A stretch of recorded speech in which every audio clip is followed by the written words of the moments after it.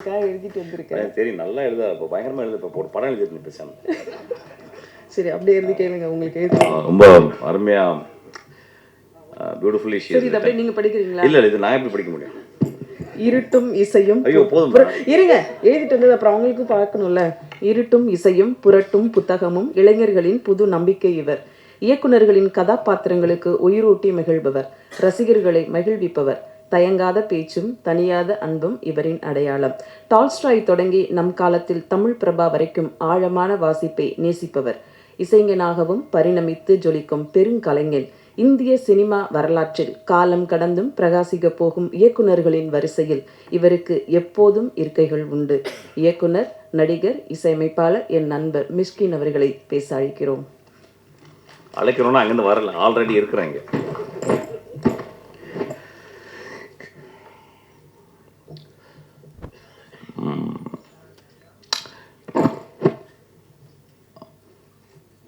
இந்த படத்தை வழங்குவதற்காக என்னை வந்து கேட்டாங்க. ரொம்ப எம்பாரசிங் மூமெண்ட் அது. ஆக்சுவலாக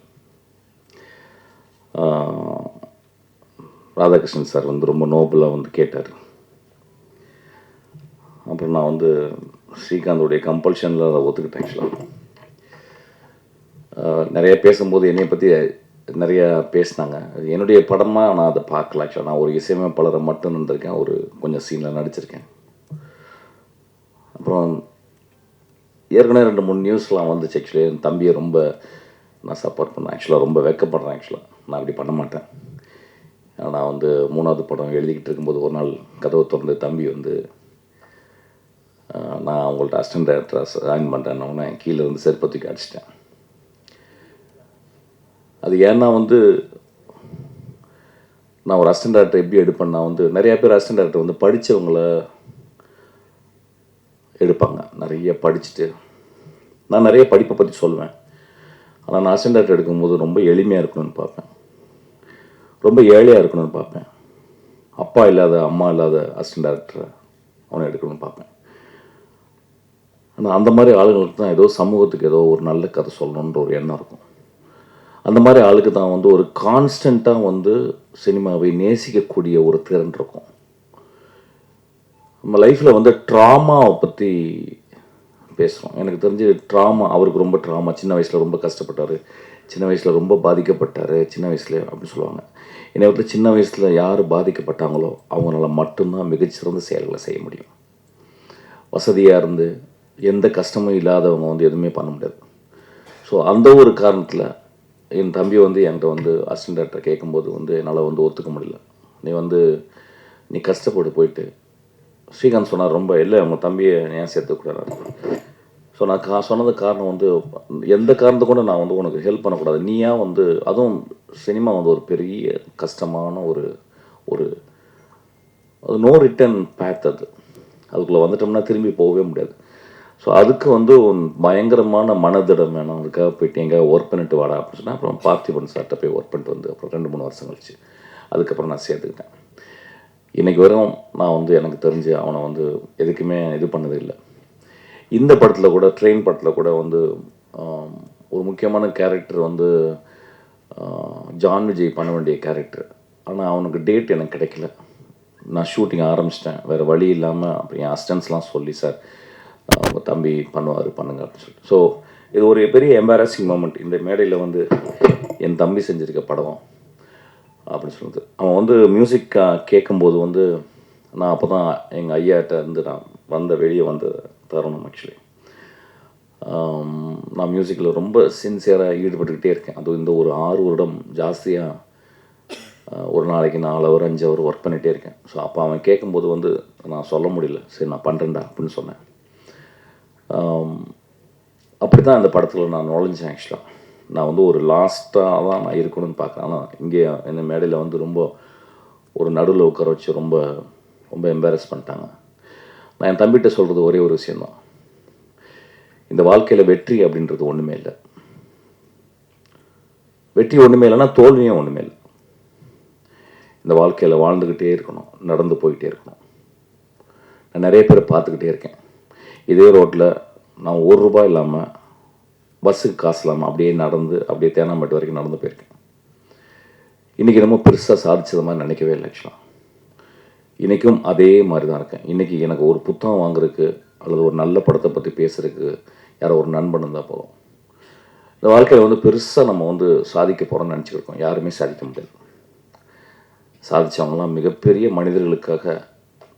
இந்த படத்தில் கிளைமேக்ஸில் ஒரு டயலாக் எழுதியிருக்கேன். ஒரு நல்ல மனிதன், ஒரு சாதாரண மனிதன் தனக்காகவும் தன் குடும்பத்துக்காகவும் வாழ்கிறான். ஒரு நல்ல மனிதன் அடுத்தவர்களுக்காக இந்த உலகத்துக்காக வாழ்கிறான் அப்படின்றது. அது ரொம்ப கம்மி பேர் தான் பண்ண முடியும் ஆக்சுவலாக. ரொம்ப கம்மி பேர் தான் பண்ண முடியும். நம்மளாம் பண்ண முடியுமான்னு தெரில ஆக்சுவலாக. ஸோ அதனால தான் தம்பிகிட்ட சொல்லுவேன், இந்த மேடையில் நான் ஆரம்பிக்கும் போது தான் சொல்கிறேன், இந்த படத்தினுடைய வெற்றியோ தோல்வியே கிடையாது. ஒரு படம் நீ ஜென்யூனாக நீ பண்ணியிருந்தேன்னா, அது என் தம்பிக்கு இல்லை, என் அசிஸ்டன்ட் டைரக்டர் இருக்க எல்லாருக்குமே அதான் சொல்லுவேன். ஏதோ ஒரு வகையில் சினிமா வந்து ஒரு பெரிய அழுத்தத்தை கொடுக்குது. ஓட்டப்பந்தயம் மாதிரி ஆயிடுது. என் அசிஸ்டன்ட் டைரக்டர் தான் சொல்லுவேன், ஓட்டப்பந்தயங்கள சினிமா. நீ 10 வருஷம் 15 வருஷம் நீ வந்து படம் பண்ணாமல் கூட இரு. நான் ஒரு படம் பண்ணும்போது அந்த படம் வந்து எவ்வளோ ஒழுக்கமாக இருக்குது. அந்த படத்துக்குள்ள கேளிக்கைகள், அந்த படத்துக்குள்ள இன்ட்ரெஸ்டிங்கான விஷயங்கள் எல்லாமே நீ பண்ண. அந்த படம் ஏதோ ஒரு வகையில் ஒரு இமேஜோ ஒரு சீனோ அது வந்து மனசில் தச்சுக்கிட்டே இருக்கணும். அதை வந்து ட்ரை பண்ண அப்படின்னா அதை இந்த படத்தில் ட்ரை பண்ணியிருக்கான்னு நான் நினைக்கிறேன் ஆக்சுவலாக. ஸோ இந்த படத்தை பற்றி நான் வந்து பெருசாக நான் பேச போகிறதில்ல. இந்த படத்துக்கு வந்து முதல்ல இதை ப்ரொடியூஸ் பண்ண வந்த ராதாகிருஷ்ணன் சாருக்கு ரொம்ப நன்றி. அதுக்கப்புறம் அந்த படத்தை முழுக்க தோல் மேலே போட்டுக்கிட்டு சுமந்த திரு ஹரி அவருக்கு நன்றி. பூர்ணா, நான் விதார்த்தெலாம் பேசிட்டு அதுக்கப்புறம் பேசுகிறேன். விதார்த் வந்து நான் இன்றைக்கி பார்த்தோன்னே சொன்னேன், விதார்த்தை வந்து என்ன பண்ணுறீங்க, நீங்கள் ஒரு 50 வருஷம் சினிமாவில் இருப்ப விதா. ஏன்னா இப்போ சினிமா இல்லைன்னா விதார்த் செத்து போயிடும். அந்த மாதிரி தான் அவன் சினிமாக்குள்ளேயே உழண்டு. நான் ஆக்சுவலாக படம் பண்ண வேண்டியது ஏதோ மிஸ் ஆயிடுச்சு ஆக்சுவலாக. ரொம்ப சின்சியரான ஒரு ஆக்டர், ரொம்ப நல்ல பையன், ரொம்ப எளிமையாக பழகக்கூடிய பையன். சில பேருக்கு, சில நடிகர்களுக்கு வந்து மூஞ்சியில் லேண்ட்ஸ்கேப் இருக்கும். ஒரு தமிழ் லேண்ட்ஸ்கேப்பை வந்து இப்போ விஜய் சேதுபதி பார்த்தீங்கன்னா நான் நேற்று தான் அந்த விஷயத்தை பார்த்தேன். நான் க்ளோஸ்அப்பில் பார்க்கும்போது, நான் க்ளோஸ்அப் போக மாட்டேன், நான் தூரத்தில் வந்து பார்க்கும்போது விஜய் சேதுபதிக்கு ஒரு தமிழ் லேண்ட்ஸ்கேப் இருக்குது. அந்த மாதிரி லேண்ட்ஸ்கேப் கொண்ட ஒரு மனிதன் தான் வந்து விதார்த். ஒரு கைத்தட்டுமே, ரொம்ப போர் அடிக்குது, அப்படியே அமைதியாக என்னமோ ஆஸ்பத்திரியில் உட்காந்துருக்க மாதிரி போய்கிட்டு இருக்கு. ரொம்ப வெகு சிலர் ஆக்டர்ஸ் தான் அந்த மாதிரி ஒரு லேண்ட்ஸ்கேப் இருக்கும். அந்த மாதிரி ஒரு லேண்ட்ஸ்கேப் கொண்ட ஒரு மனிதன் உழைச்சிக்கிட்டே இருக்கணும் விதார்த். நானும் அதுதான் பண்ணிக்கிட்டு இருக்கேன். எனக்கு பெரிய வெற்றிகள் தேவையில்லை, பெரிய பணம் தேவையில்லை, பெரிய புகழ் தேவையில்லை. நான் 365 நாளும் வேலை செய்கிறதுக்கு எனக்கு ஒரு சின்ன ஒரு படம் இருந்தால் போதும்னு நினைக்கிறேன். அதுக்கப்புறம் வந்து அருண் ரொம்ப ஸ்மார்ட்டான பையன். நம்ம பேசுறதுக்கு முந்தையே பேச ஆரம்பிச்சிடுவான். Very smart. அதாவது எப்படி சொல்கிறது, he is throbbing with energy. நல்லா படிப்பான். இப்போ வந்து ஜெனன் ஆட்டோமோட்டிவ் சொன்னால் ரொம்ப நாள் என்ன சொன்னேன் வந்து ஜெனன் ஆட்டோமோட்டிவ் படிக்கலாம், ஏற்கனவே படித்த திரும்பி படுறா அப்படின்னு அது படிக்கலாம். ஒரு ஆக்டர் வந்து ஒரு ஜெனன் ஆட்டோ மோட்டர் சைக்கிள் படிக்கிறது வந்து ரொம்ப ரேர் அப்படின்னு நினைக்கிறேன் ஆக்சுவலாக. அதை படித்து வந்து ரொம்ப சின்சியராக டிஸ்கஸ் பண்ணுவான். ஸோ இஸ் அ வெரி ரொம்ப இன்டெலிஜென்ட்டான ஒரு ஆக்டர் ஆக்சுவலி. அப்புறம் ஆக்டிங்கும் ரொம்ப சின்சியராக பண்ணுறான். அந்த படத்தில் அவன் கூட ஒர்க் பண்ணி போய் பார்த்தேன். தம்பி தான் வந்து ரெக்கமெண்ட் பண்ண, நல்ல பையனை அப்படின்னு சொன்னேன். என்னடா சொல்கிறேன், தெலுங்குலேருந்து வந்து நான் தமிழ் பையனை, நம்ம வீட்டில் பக்கத்துலேயே இருந்த பையனை அப்படின்னு சொன்னான். அப்புறம் அவன் பெர்ஃபார்மன்ஸ் பார்த்து எனக்கு ரொம்ப பிடிச்சிச்சு. இந்த படத்தில் ஒரு முக்கியமான கேரக்டர் ட்ரெயினில் பண்ணுறான் அவன் ஆக்சுவலாக. நல்ல கேரக்டர் அவனுக்கு ஒரு எழுதியிருக்கேன் ஆக்சுவலாக. ஒரு சின்ன கேரக்டர் தான், ரொம்ப பியூட்டிஃபுல்லான கேரக்டர். அதுக்கப்புறம் கார்த்திக், சினிமாட்டோகிராஃபர் கார்த்திக், ரொம்ப படித்த பையன், ரொம்ப இன்டலெக்சுவலாக ஒரு சினிமா பார்க்குற பையன். குதிரைவாலெலாம் பண்ண ஒரு பையன். அவன் போனவுடனே கதை, எனக்கு என்ன மாதிரி கதை நீங்கள் அப்படின்னு சொல்லி கேட்பான். ஆக்சுவலாக எந்த கதையும் அப்படியே ஒத்துக்கிற ஒரு சினிமாட்டோகிராஃபர் கிடையாது ஆக்சுவலாக. என்கிட்ட வரும் கூட ரொம்ப, சார் நான் எனக்கு எப்போயாவது நீங்கள் படம் பண்ணும்போது நான் இந்த படத்துக்கு நான் நல்லது ஜஸ்டிஸ் பண்ணுவேன் அப்படின்னு சொன்னால் எனக்கு கூப்பிடுங்க சார் சொன்னால் ஒரு ரொம்ப மேன்மையான ஒரு பையன். இந்த படத்தில் வந்து நல்லா பண்ணியிருக்கான். ஆர்ட் டைரக்டர், ரொம்ப கஷ்டமான ஒர்க். ஆர்ட் டைரக்டர் பின்னாலே இருக்கணும் ஆக்சுவலாக, அது யாரும் பார்க்க மாட்டோம். ஆனால் ரொம்ப செழுமையாக, ரொம்ப அழகாக, சிம்பிளாக பண்ணியிருக்கான். அந்த படத்தினுடைய எடிட்டரு அதுக்கப்புறம் சேகர், எதுக்கு வந்து காலில் விழுந்தாலும் தெரியல. ஆக்சுவலாக நிறைய பேர் என்ன தியாகி மாதிரி ஆகிட்டாங்க. ஆக்சுவலாக நான் பார்க்கும்போது என்னமோ வாயிலாம் கட்டி ரொம்ப செத்து போன மாதிரி உட்காந்துருந்தேன். ஆக்சுவலாக காலிலலாம் வந்து விழுந்தாங்க. காலில் விழுந்து வயசாயிருது. ஆக்சுவலாக நான் சாதாரணமாக வயசாகாது, இப்போ காலில் விழுந்து வயசாயிருது. ஆக்சுவலாக எனக்கு தெரியும், ஒரு 16-18 வருஷமாக எனக்கு தெரியும். சித்திரம் பேசுலேருந்து என் கூடவே இருக்கிறான். ஆக்சுவலாக ஓடிக்கிட்டே இருக்கான். அப்படி அப்படியே ஓடி ஓடி ஓடி ஓடி ஓடி இன்றைக்கி வந்து ஒரு ஒரு ஒரு ஒரு ப்ரொடியூசர் லெவலுக்கு வந்துட்டான். ஆக்சுவலாக சீக்கிரம் என் படத்தையும் பண்ணிடுவ போலடா நீ. ஆமாம், ரொம்ப எளிமையான பையன், ரொம்ப அன்பான பையன், ரொம்ப தன்மையான பையன். அதாவது ஒரு என் குடும்பத்தை சேர்ந்தவன் தான். எது ஓடி வருவான் அப்படி எதுக்கு அந்த மாதிரி பையன். அதுக்கப்புறம் ஸ்ரீகாந்த், ஒரு சினிமாவில் 30 வருஷம் நட்பு இருக்குமா அப்படின்னா டவுட்டு தான். பெரிய பெரிய நட்பெல்லாம் இருந்திருக்கு, பிரிஞ்சிருக்கு ஒரு காலகட்டத்தில். அதாவது 2 பேரும் ஒன்றா வருவாங்க, திடீர்னு ஒருத்தர் உயரத்துக்கு போயிடுவார்.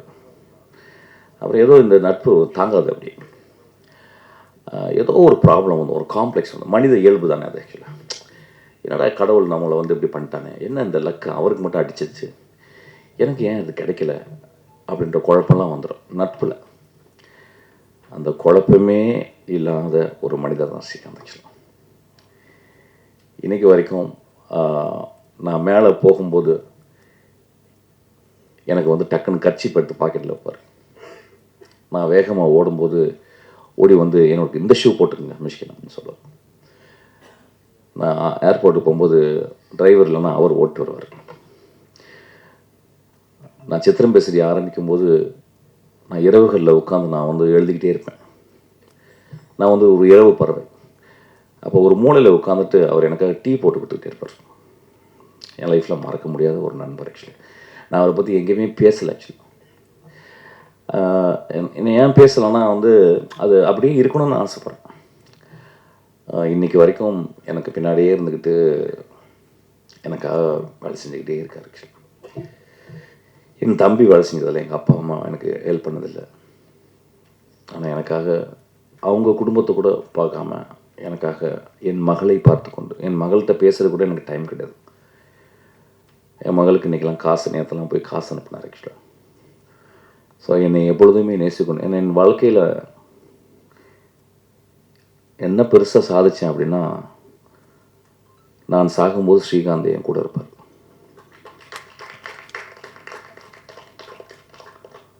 வாழ்க்கையில் ரொம்ப நட்பு முக்கியம் ஐயா. நட்பு கிடைக்கவே கிடைக்காது. அம்மா அப்பா அது ஒரு ஆக்சிடெண்ட்டில் குழந்தை பிறக்குது. அதுக்கப்புறம் நம்ம வளர்ந்து அம்மா அப்பா பார்த்துக்குறோம்.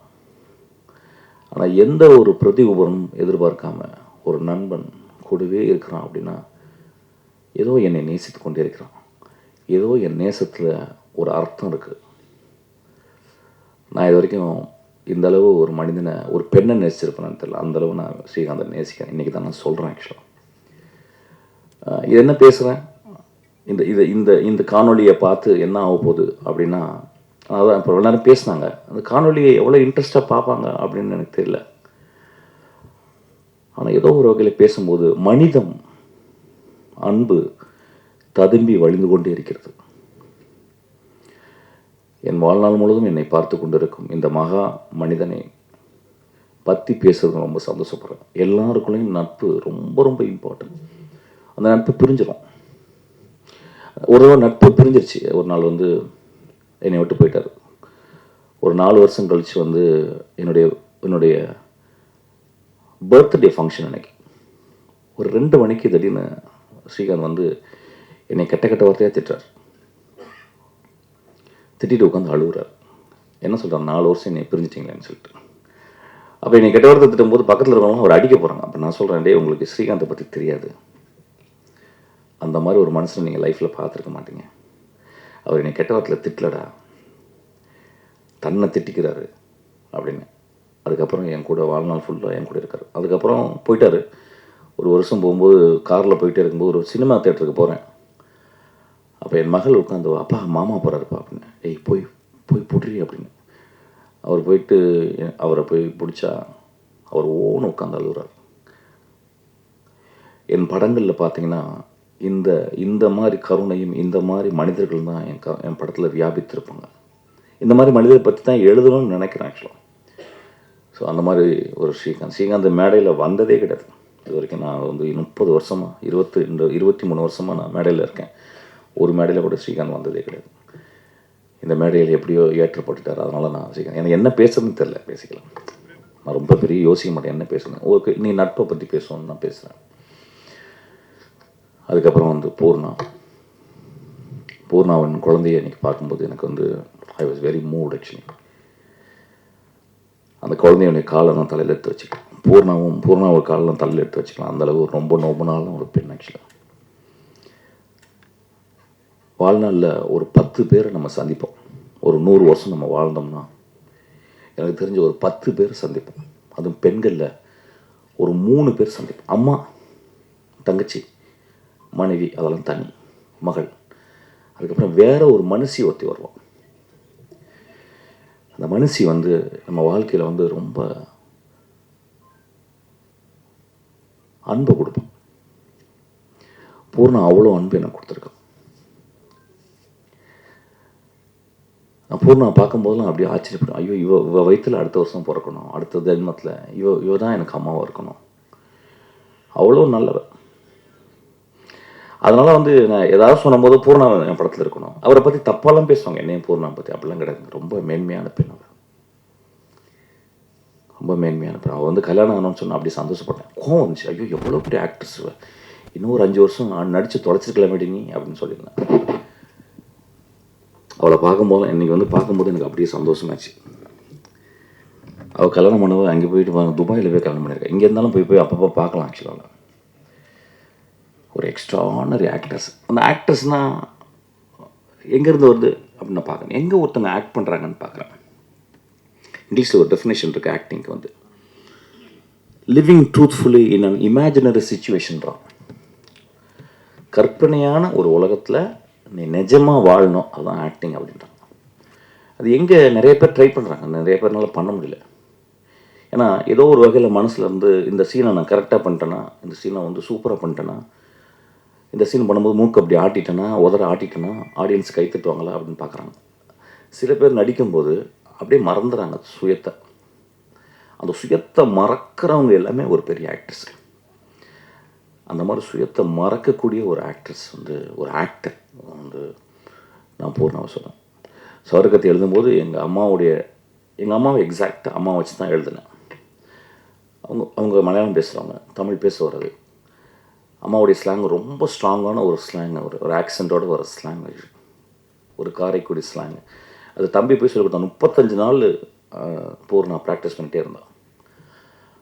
அதுக்கப்புறம் அந்த படத்தினுடைய டப்பிங்கே நான் பூர்ணாவே பண்ண சொன்னேன். அந்தளவு ஒரு டெடிக்கேட்டட் ஆர்டிஸ்ட். அதனால் அந்த டெடிக்கேட்டட் ஆர்டிஸ்ட் எப்பயுமே கூட இருக்கணும்.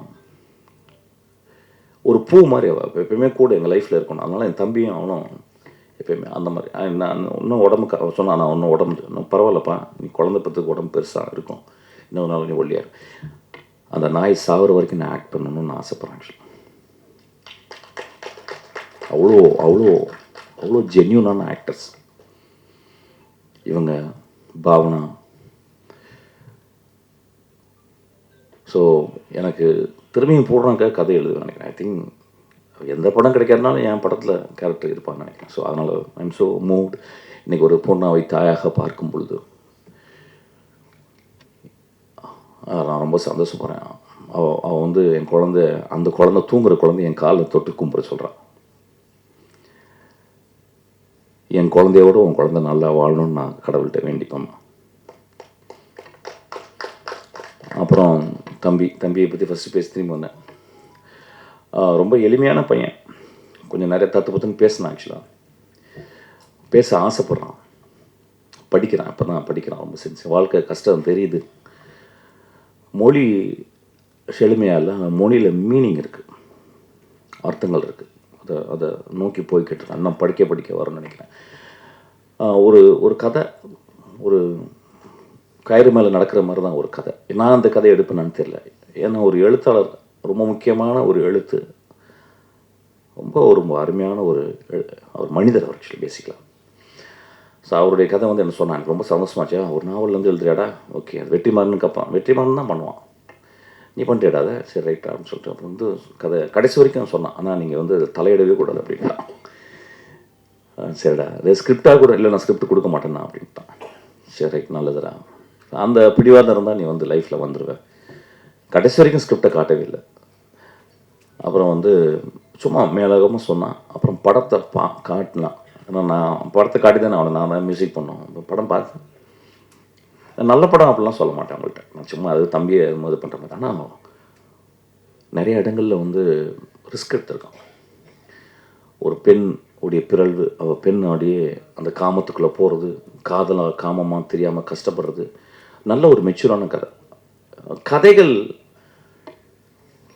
நிறைய என்ன கதைகள் சொல்கிறோம் அப்படின்றது வந்து ரொம்ப பெரும் குழப்பம் இருக்குது. அதனால் இப்போ வந்து நான் பார்த்துட்டேன், இப்போ நிறைய படங்கள் பார்த்தீங்கன்னா இந்த வீடியோ கேம் மாதிரி கண்டினியூஸாக சுட்டுக்கிட்டே இருக்காங்க, கொட கொட கொட கொடன்னு சுட்டுக்கிட்டே இருக்காங்க. ஹெலிகாப்டர் சம்மந்தமே இல்லாமல் வீட்டுக்குள்ளெல்லாம் வருது, ஏன் வருதுன்னே தெரில. என் படத்துலையும் கிளைமேக்ஸில் ஒரு சின்ன ஹெலிகாப்டர் வேணும்னே அப்படி வர வச்சுட்டு போயிட்டுருக்கேன். அதுக்காக தானு சார் சொன்னேன், தானு சார் எப்படின்னா எது கேட்டாலும் 100 தந்துடுறாரு. நான் ஒன்று சார் ஒரு வண்டி 100 வண்டி அனுப்பிடுறேன்ப்பான்றாரு. நான் ஹெலிகாப்டர் சும்மா சொன்னேன், உடனே வந்துட்டு அவர் ஹெலிகாப்டர் கொண்டாந்தனப்பான்னு போயிட்டார். சார் இல்லை சார், நான் வேணும்னே என் படத்தில் தூரத்தில் ஒரு ஹெலிகாப்டர் வர மாதிரி காட்ட போகிறேன் சார் அப்படின்னு நான் சொல்லியிருக்கேன் ஆக்சுவலாக. ஸோ என்ன கதைகள் பண்ணுறதுன்னே தெரியல. அப்புறம் இந்த பையன் என்னங்க புரியல 10 நிமிஷம். அப்புறம் இவன் வந்து ஒரு கதை, ஒரு ஒழுக்கம், ஒரு நியாயம் அதில் இருக்குது. அது எப்படி பண்ணுனா, அது எப்படி சுவையாக இருந்துச்சுன்னா ஆடியன்ஸ் தான் வண்டி கொடுக்கணும், நான் சொல்லக்கூடாது. இங்கே நிறைய பேர் சொன்னாங்க நல்ல படம், நான் அப்படிலாம் சொல்ல மாட்டேன். நல்ல படம்லாம் ஓடிது தான், நந்தலால் நல்ல படம் தான், ஓனாய் ஆட்டுக்குட்டி நல்ல படம் தான். இந்த போன வாரம் ஜப்பானில் ஓனாய் ஆட்டுக்குட்டி வந்து போட்டுட்டு ஒருத்தர் ஜப்பான் ப்ரொஃபஸர் கூப்பிட்டு பேசுகிறாரு என்கிட்ட, படம் ரொம்ப நல்லா இருந்துச்சுன்னு. அப்படிங்களாங்க, தமிழ்நாட்டில் நல்லா இல்லைங்க அப்படின்னு. ஸோ அது நல்ல படம் அப்படிலாம் கிடையாது. ஆனால் ஒரு படம் நன்றாக மனது ஆழத்திலிருந்து நிஜமாக நான் நல்ல படம்னு எடுத்த படம் எல்லாமே வாழ்நாள் முழுதும் நல்லாயிருக்கும். உதிரிப்புகள் நம்ம மறக்க முடியுமா? ரஜினிகாந்த் சொல்கிறார் வந்து, போன தங்கச்சி திருப்பி வந்து கட்டி பிடிச்சி அழுகுறா, யோ போயா அப்படின்னா, இது போதாத அந்த படத்தை மறக்க முடியுமா? ஸோ ஒரு நல்ல படம் வாழ்க்கையை சொல்லக்கூடிய படம், வாழ்க்கையை எப்படி வாழ வேண்டும் என்று சொல்லக்கூடிய படம், எப்படி நேசிக்கப்பட வேண்டும் என்று சொல்லக்கூடிய படம், எதற்காக வாழ்கிறோம் என்ற கேள்விகளை எழுப்புகிற படம், அது நல்ல படம் தான். இதில் அந்த மாதிரி சில கேள்விகள் இருக்குது. ஸோ அதனால் I think for us it's considers a decent film. படம் எப்படி சுவையாக இருந்தது, எப்படி நல்லா இருந்துச்சுன்னா பத்திரிக்கைக்காரங்க எழுதணும், அதுக்கப்புறம் படம் பார்த்துட்டு அது நல்லா இருக்குன்னு சொல்லணும். So that rest up to the audience and the people. இந்த மேடையில் வந்து படம் நம்ம நல்லா பண்ணியிருக்கேன்னு நம்ம சொல்கிறது வந்தது. ஸோ அந்த படத்தில் அந்த மாதிரி ஒரு விஷயம் இருந்துச்சு. அப்புறம் மியூசிக்கு, அந்த மியூசிக்கு நான் ஐயாட்ட இருந்து வந்தவொடனே சண்டை, கண்டினியூஸாக சண்டை, நான் சண்டை போட்டுகிட்டே இருக்கேன், அவர் என்னை திட்டிக்கிட்டே இருக்காரு. அப்புறம் ஒரு ரொம்ப மனசு கஷ்டமாயிடுச்சு. அப்புறம் இனிமேல் வந்து வெளியே வரும்போது இப்படி ஒரு கொடுத்துருக்கான். சரி என்ன பண்ணலாம், என்னுடைய குருநாதர் இப்போ ரீசெண்டாக ராம்மூர்த்தி, அவர் வந்து ஒரு 2 வருஷமாக எனக்கு அவர் மியூசிக் சொல்லி கொடுத்துருக்காரு. நானும் ஒரு 6 வருஷம் படிக்கிறேன். ஸோ அதனால் வந்து சரிடா எனக்கு புதுசாக எதாவது பண்ணலாம் அப்படின்னு சொல்லிட்டு இந்த படத்தில் இறங்கியிருக்கேன். ரீரெக்கார்டிங் வந்து இந்த த்ரூஅவுட் இந்த படத்தில் வந்து ஒரு கம்ப்யூட்டர் ஜெனரேட்டட் மியூசிக், அதாவது ஏதாவது ஒரு லூப்பில் இருந்து எந்த எதுவுமே எடுக்கலை. முழுக்க உண்மையான இருக்கிற,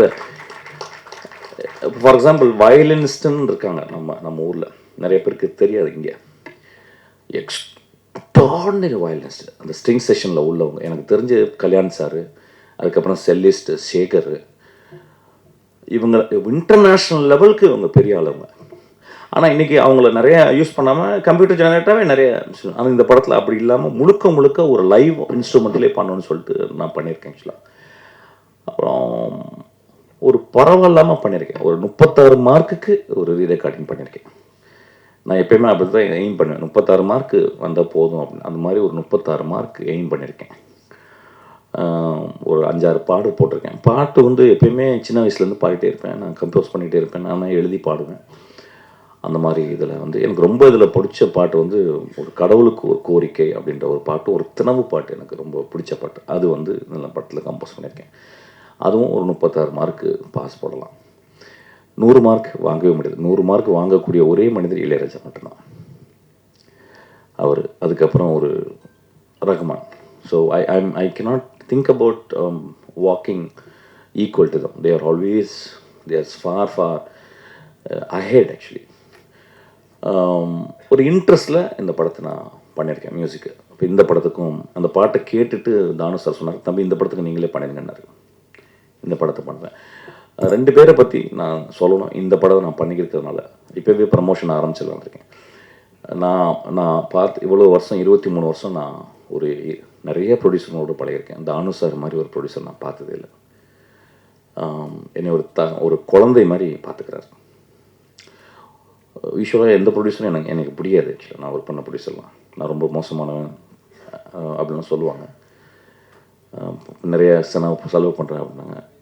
அதெல்லாம் பொய் அப்படின்னு அவர் சொல்கிறார். ஆக்சுவலாக அந்தளவு என்னை பத்திரமா பார்த்துக்கிறாரு. அப்புறம் என் தம்பி விஜய் சேதுபதி, இந்த படத்துக்கு நான் எனக்கு அவ்வளோ சின்சியராக ஒர்க் பண்ணுறான். இந்த கதையும் கிட்டத்தட்ட இன்ட்ரோல் வரைக்கும் நான் முடிச்சிட்டேன். ஆக்சுவலாக எடிட் பண்ணி பார்த்தேன். ரொம்ப எக்ஸ்ட்ரானரியாக பண்ணியிருக்கேன். எனக்கு ரொம்ப சந்தோஷம். விஜய் சேதுபதி இன்னொரு பரிமாணம் விஜய் சேதுபதிக்கு இந்த படத்தில் கொடுத்துருக்கான். இந்த படம் டெவில்ன்ற படம் நல்லா இருந்தால் மட்டும் நல்லா இருக்குன்னு எழுதுங்க.